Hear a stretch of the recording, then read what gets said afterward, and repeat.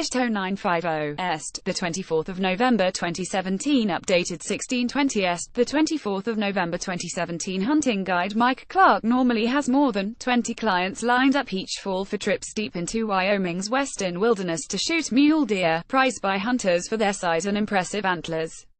But unusually cold weather and heavy snowfall that blanketed much of the western U.S. last winter killed off many young deer, and that prompted wildlife officials throughout the Rocky Mountain states to take measures such as reducing the number of hunting permits to try to help devastated wildlife populations rebound. Elk feed at the Winnaha Wildlife Area near Troy, or wildlife managers in some western states cut back hunting this fall in areas where big game herds suffered above normal losses during the 201,617 winter. The Wyoming Game and Fish Commission reduced the number of deer permits for out-of-state residents from 600 to 400, cut the hunting season to 22 days, and limited hunters to killing older bucks. Colorado, Idaho, Oregon, Utah and Washington state also imposed hunting limits to help isolated wildlife herds recover from the winter. Clark took only 6 mule deer hunters out in September and October who were lucky enough to get permits. He estimated that he lost 40% of his income as a result. IFIC-WASNT for the hunters he was guiding this year to shoot elk that generally survived the brutal winter, Clark said, "We'd pretty much be selling out." In one remote part of Wyoming's backcountry where peaks soar to 11,000 feet 3,300 meters, state wildlife managers documented the loss of all fawns they had been monitoring in a mule deer herd. To help the herd recover, the Wyoming Game and Fish Commission reduced the number of deer permits for out-of-state residents from 600 to 400 in the area where Clark operates, cut the hunting season to 22 days and limited hunters to killing older bucks. Officials won't know how effective their efforts will be until hunting season ends in January and hunters submit reports saying how many deer they killed.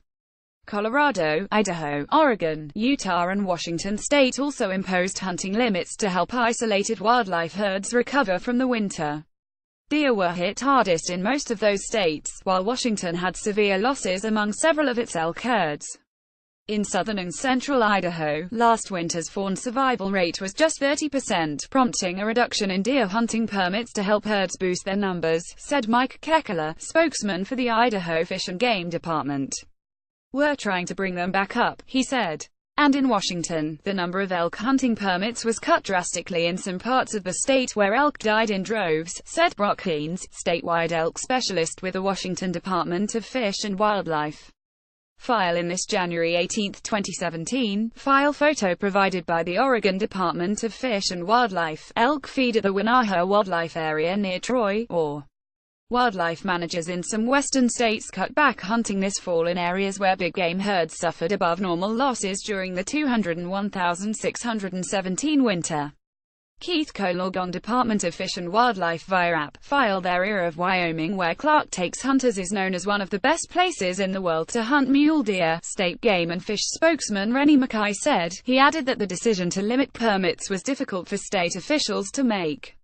Clark said his business will survive the downturn but that his future guiding hunters is uncertain if wildlife managers reduce the number of mule deer hunting permits for non-residents again next year. "Otherwise, none of us are going to have any deer hunters," he said.